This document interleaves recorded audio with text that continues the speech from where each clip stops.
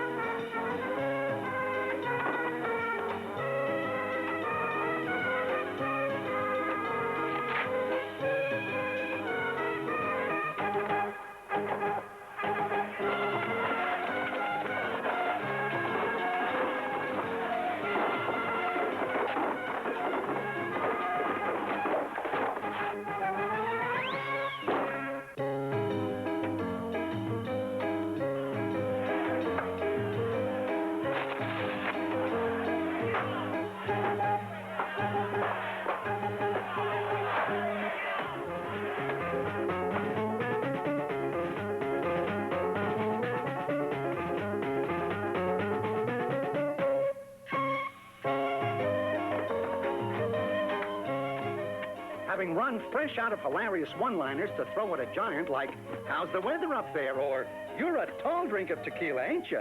Harold has decided to meet El Colosso eye to eye. But I'm afraid he'll never manage to measure up to him, even on stilts. See what I mean?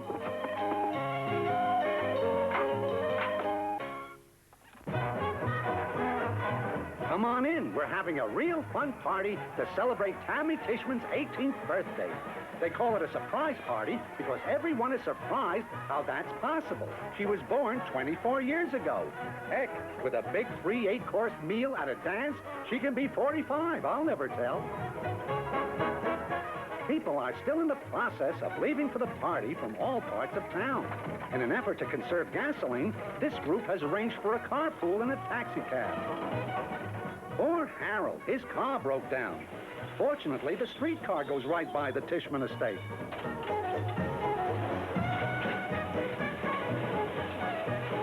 Don't look now, fella, but that ticket is even older than Tammy Tishman.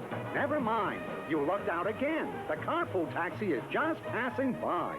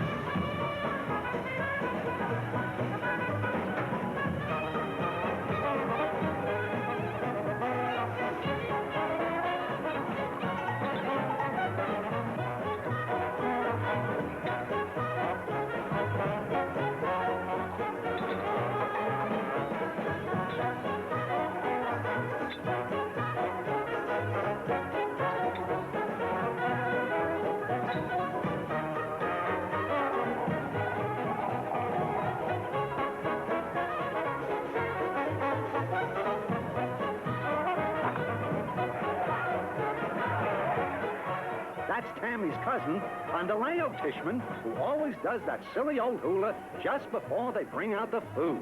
It spoils everybody's appetite, which saves the host a bundle of money.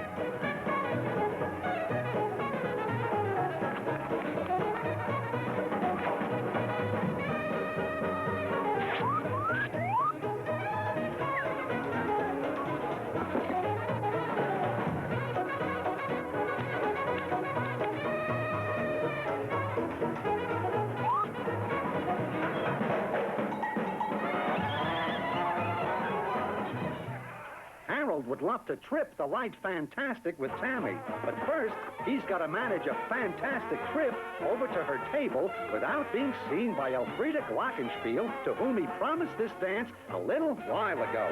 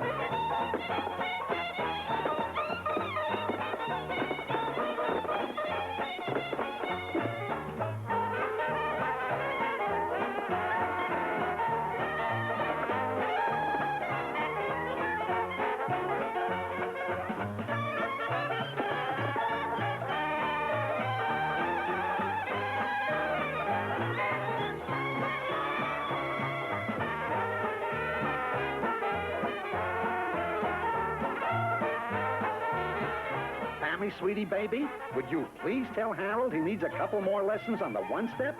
I'm no Nijinsky myself, but even I know it isn't done by planting one step on your father's fanny. Gee, Harold ought to get out of here before his friendly discussion with Daddy Tishman develops into physical combat. Honestly, folks, they were just having fun.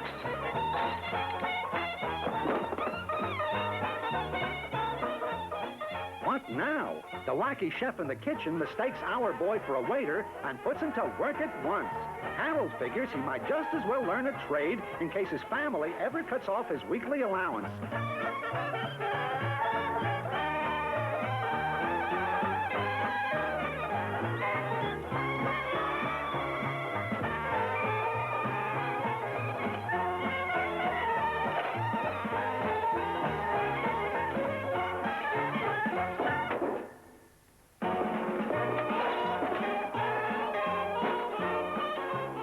Promenade and do-si-do. Here comes Harold, watch him go.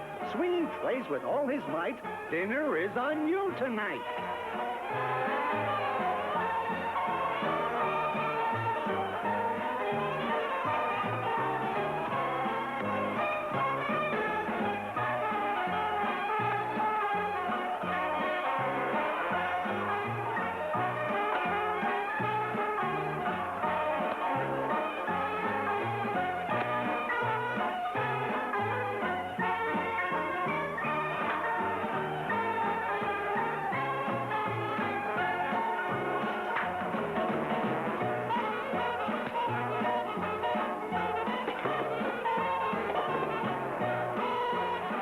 Golly whiz, I wonder what's under there.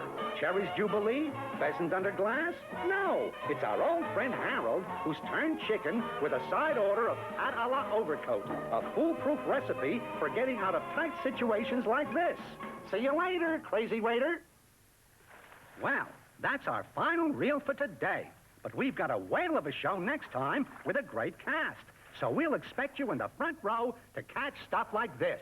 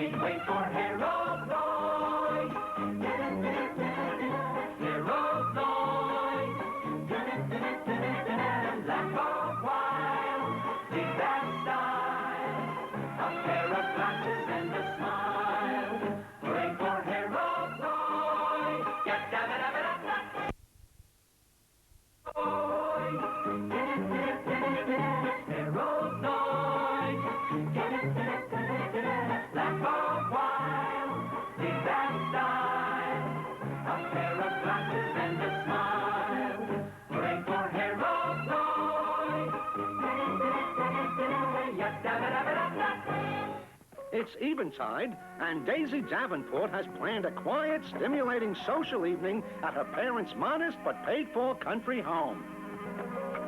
Here is the first guest arriving now. And what do you know? It's Harold himself. Boy, his mother sure dressed him funny for an informal backyard barbecue.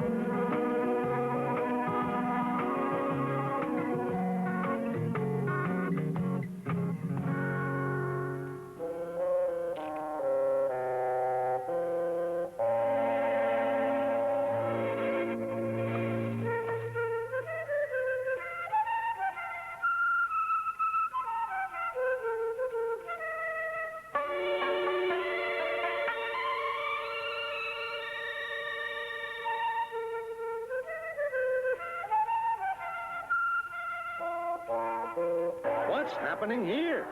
I know Daisy's organ playing sounds like a drill press calling to its mate, but is this a group of music lovers or a lynch mob? Golly, could this be Sheriff Hotchkiss and his deputy getting a posse together to catch a terrifying tramp who robbed a local jewelry store a few nights ago? Yes, it could. And I'm glad I got that all out.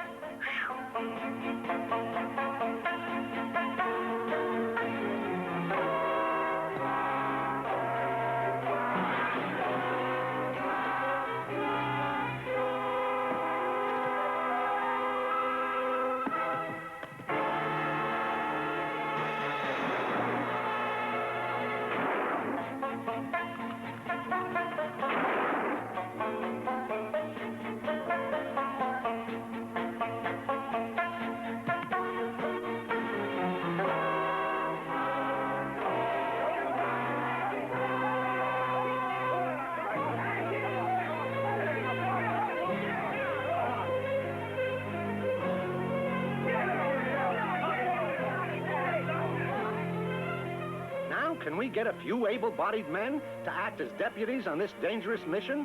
Hmm?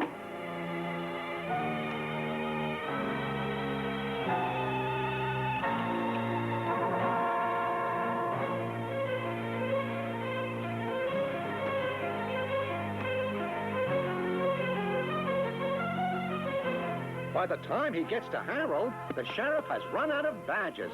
Too bad, fella. I knew you were dying to come along. This is Daisy's lazy, shiftless brother Percy, who was only too willing to make the supreme sacrifice for his fellow man. Harold can have his badge.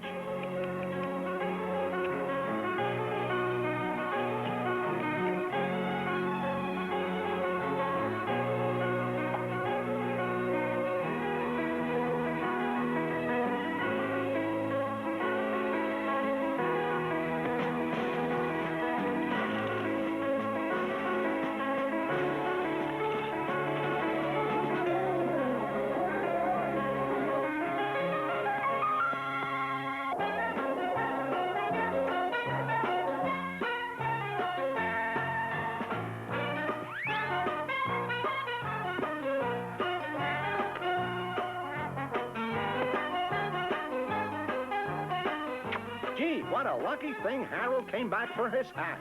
With that kiss from Daisy, he's ready to face any foe. Forward march.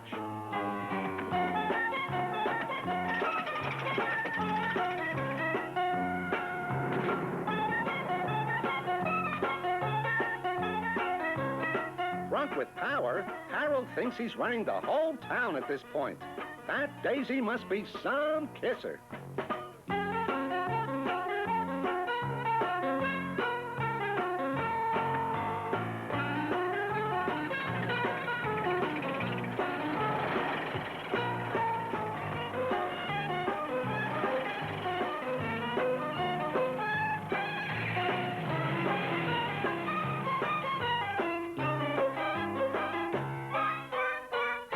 Good news!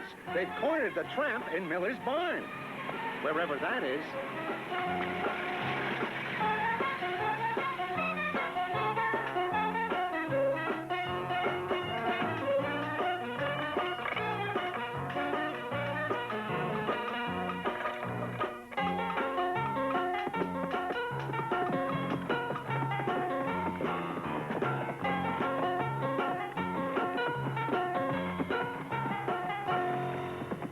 Here comes the posse now.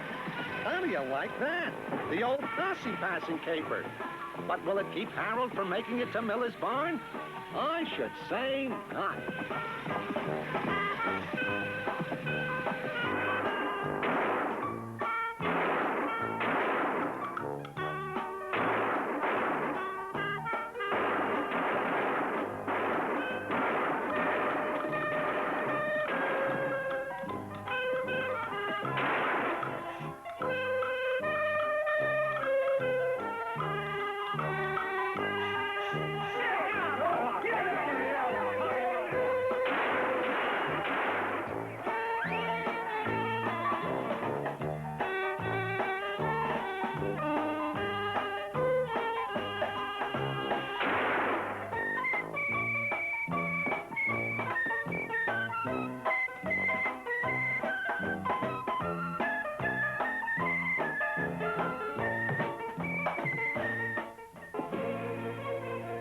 Looks like Harold is still acting as a one-man army out to capture the cornered criminal. Maybe he figures that tin badge will protect him from all harm. Those things only happen in the movies, Harold. Oh, I forgot. This is a movie.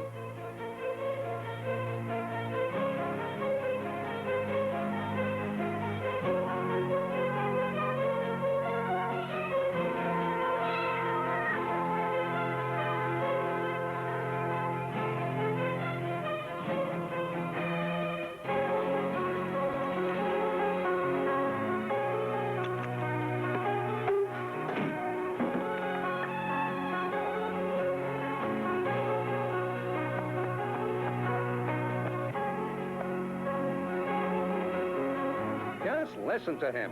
Come on in, guys. I've got everything under control. That's what he thinks.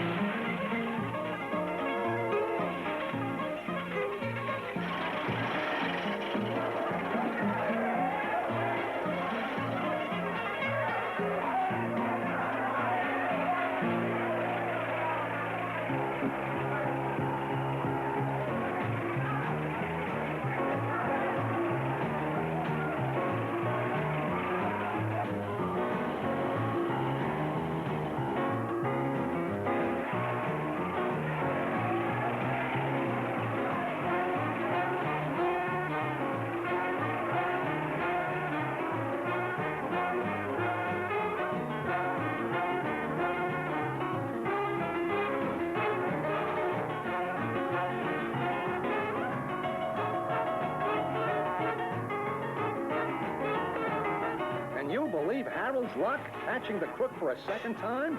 Boy, I sure hope that stick is loaded.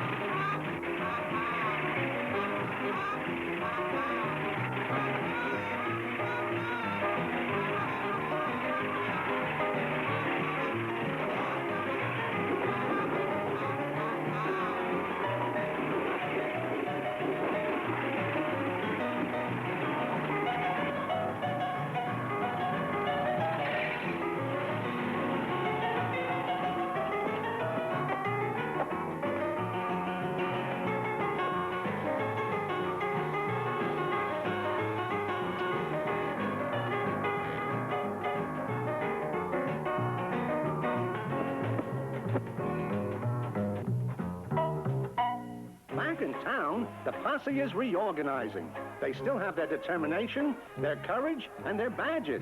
What they don't have is their fugitive. Can you beat that? Our hero has done it again. 3 out of 3 ain't bad.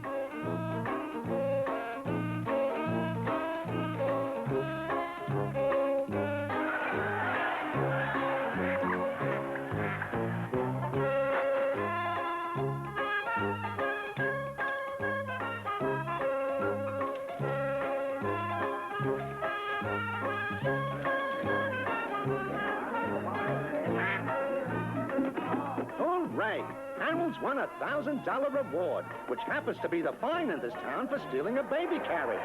Too bad, fella. They sure don't make lucky badges like they used to.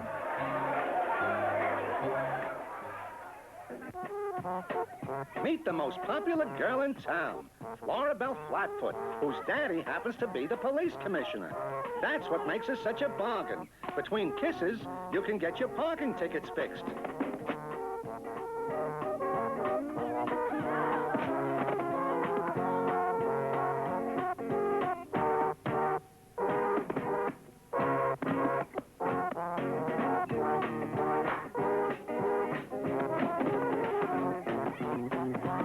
Down the road a piece, we find a familiar motorist out for a Sunday drive.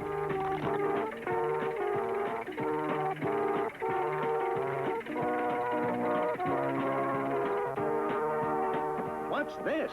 A holdup? Gee whiz, his bad luck seems to be spilling over from the first picture. Oh, well, that's what you get for taking your Sunday drive on a Friday. Nice guy. Look what the holdup man is doing. He's acting like the victim. And you know what that makes Harold.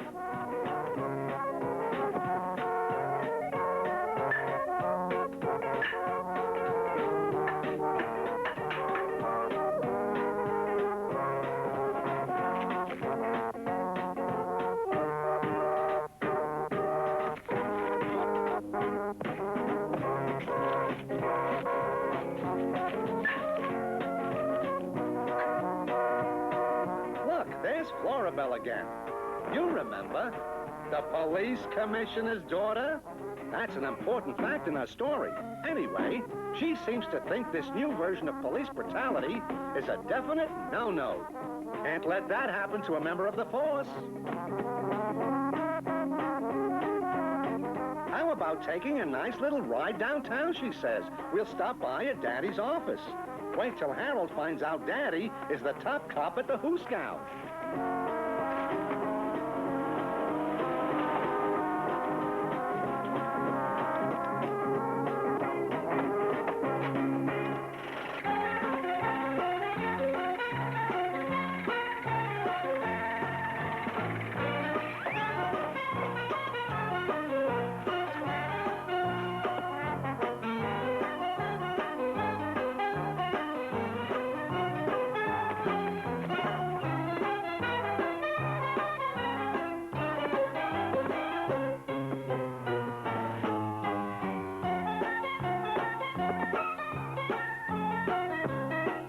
What's this, a new kind of quiz show?